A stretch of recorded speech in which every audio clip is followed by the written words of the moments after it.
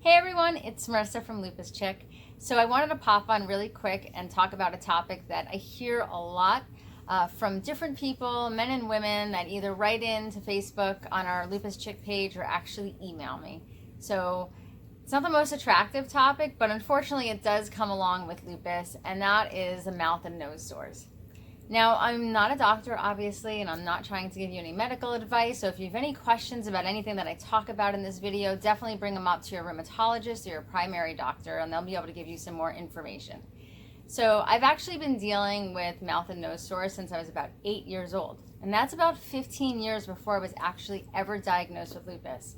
So it is like a classic symptom of lupus, and it came along with me with rashes and fevers and joint pain and severe fatigue.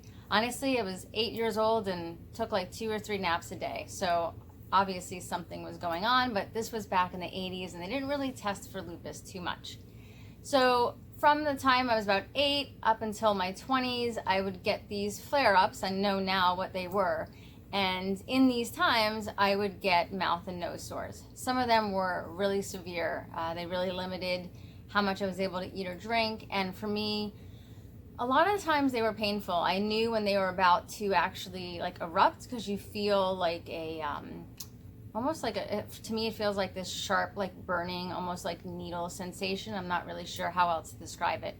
I've had some people tell me that theirs are extremely painful, and I've had other people with lupus tell me that they're not really painful. They're just more of a nuisance when they're trying to brush their teeth or trying to eat or drink something. So for years, I looked for something that could help, because once, for me, when a mouth sore or a nose sore starts to erupt, it sort of has to go through like this, for me, 7 to 10 day cycle, and it would seem like it was just taking forever. And then one of my rheumatologists told me to try Lysine at the onset, as soon as I knew that something was happening and I felt like that burning, to start taking Lysine.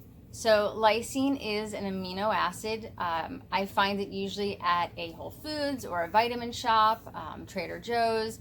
You know, you can get them in so many different places. There's specific brands that I look for that I won't go into here. But so Lysine is one of the essential amino acids. We typically get them in like red meat and dairy and fish and things like that. I don't eat a lot of those foods in particular. Excuse me, my Facebook just went off. You heard that?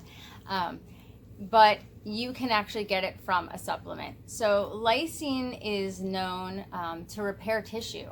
And I think that's why it works so great when you start to have mouth or nose sores.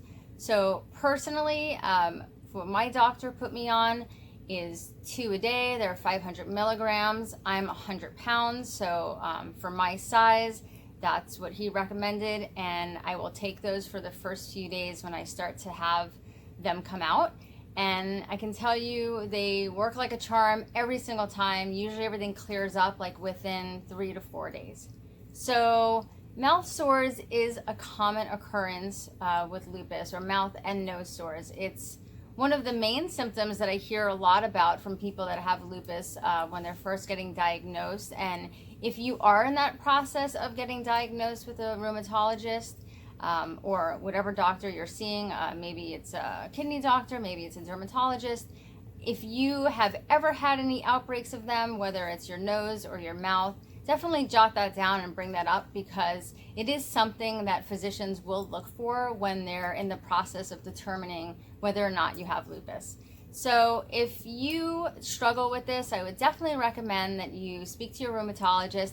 Make sure that Lysine doesn't interact with any of the medications that you're on. As far as I know, it's a pretty benign supplement.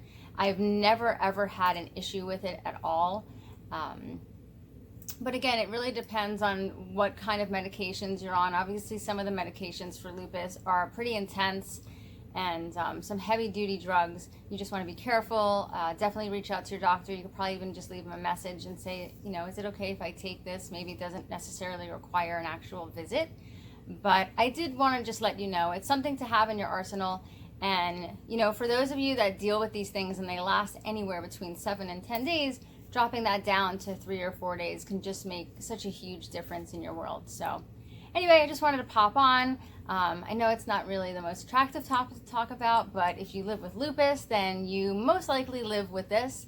And I wanted to share just a way that you can help yourself, because it's really worked wonders for me. If you want more information about anything that is lupus related, check out our Facebook just under LupusChick, one word.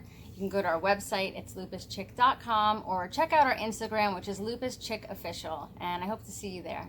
Bye.